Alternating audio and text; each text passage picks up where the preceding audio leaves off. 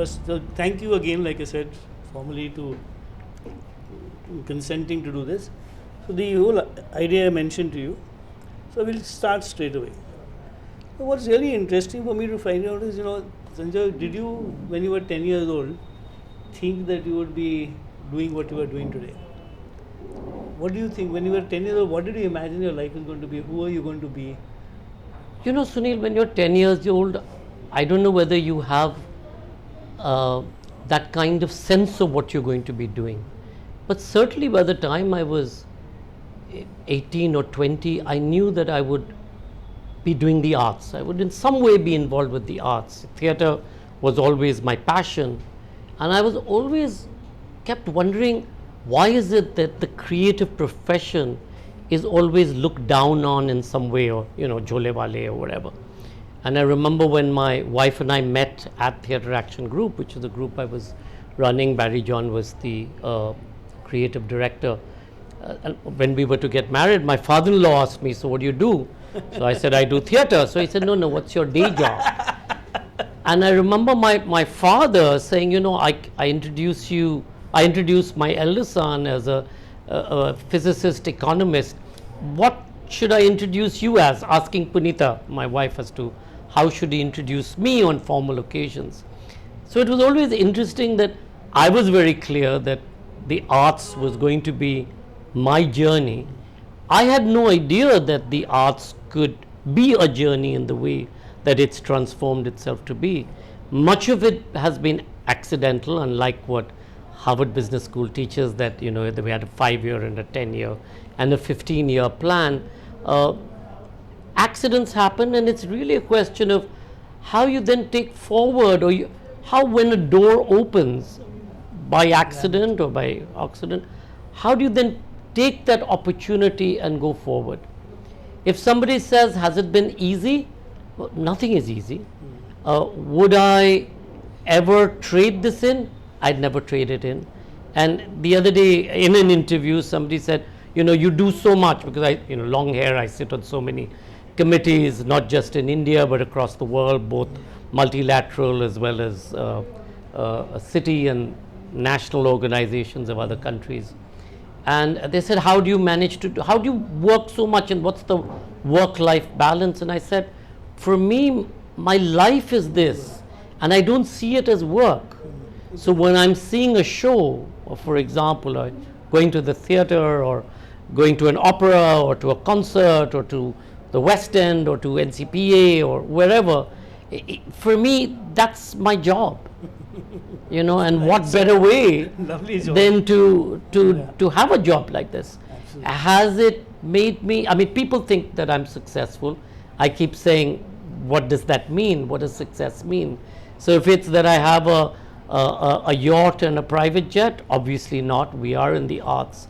So you have to pretty much make a lifestyle decision in the beginning, that if you're in the arts, well, there's some stuff that you have to sort of barter away. But what you get in return, the very fact that you can have so many different perspectives, and by having so many different perspectives, you can maybe understand the other.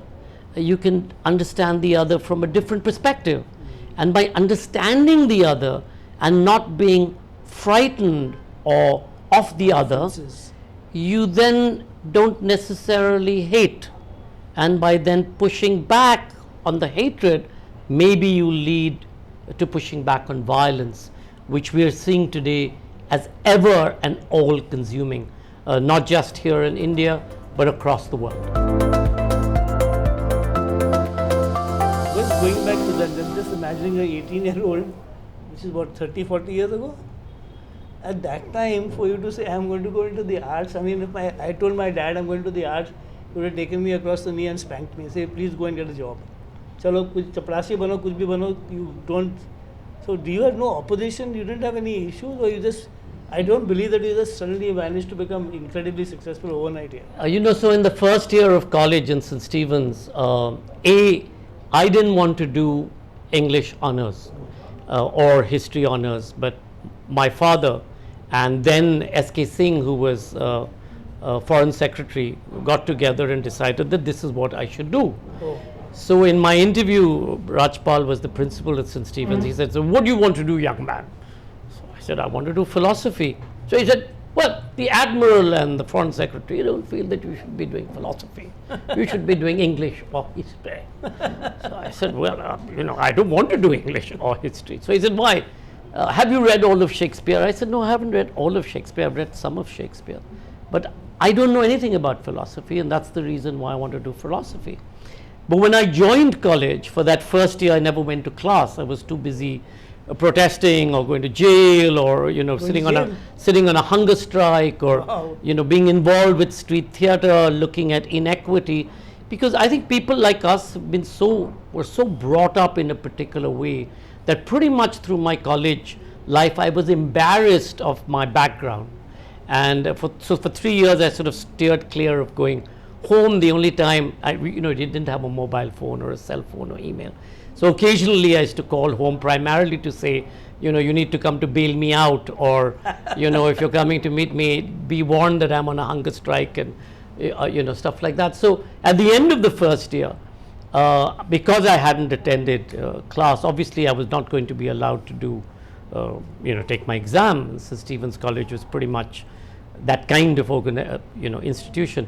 So I'd written this 8-page letter to my parents saying that I wanted to go and work for the underprivileged in the villages. And my elder brother, Probir, he was in Delhi School of Economics. He one day ambled down and he said, "You do know that there's no air conditioning in these villages. And perhaps if you're going to become a Naxalite, the only way you'll be doing that is lobbing a grenade out of an air-conditioned limousine." I mean, he had a point there in the sense of, creature comforts is always something. And that's when Vijay Tanka, my then head of department, said, "Send me a little note saying that, you better come to see me because, and if you act in this film that I'm producing, I'll give you your attendance." So I then acted in this film, again the arts, and Vijay and Dr. Vora and Dr. Gupta used to hold these classes in unusual places, not necessarily. And as accidents happened, I went on to top university and college in that year, not necessarily having gone to class. And because I was so opposed at that time to the principal of the institution, because they invited Zia-ul Haq and blah, blah, blah, he sort of, the institutional thing was that anybody who topped the university or the class came for the tea to celebrate at the end. So he stopped that because he didn't want me. So the whole department then protested, but he won this on his own thing. So, and through college I'd already then started acting first with Abha Adams, then with Barry John, and pretty much quickly, started working in theater. So while I got admission to Berkeley and to Stanford and Stony Brook, etc., because all my peers, everybody in, this is, you're talking about pretty much early 80s, late 70s, everybody went abroad, and I did too. I mean, I filled up the forms. And then when it actually came to, again, my parents saying, "What do you want to do now that you won admission and won a scholarship?" I was like, there's no way I'm going because I'm involved in theater. Theater is my life, and to be fair to them, while they must have been hugely worried and concerned, they never ever said to me, "No, you can't." Wow. They were always worried about Amazing. What would I do, After that. And my father-in-law, when he discovered that he wasn't getting very far with this "what do you do" kind of job, so he said, "So how much do you earn?" So I said, "Well, I pay myself 1,000 rupees a month from the theater company." So he said, "How will you support my daughter?" So I said, "Hey, your daughter is a manager in a big company. She's supporting us. Let me get this clear." So back then in the 80s, it didn't quite sort of gel. That answer didn't gel. You're from an affluent family. But for me, it was never an option. I mean, it's not that I ever thought, okay, I'll go to banking, or okay, I'll do this. So it didn't even ever strike me that this could be an alternative. For me, it was pretty much, this is what I'm going to do.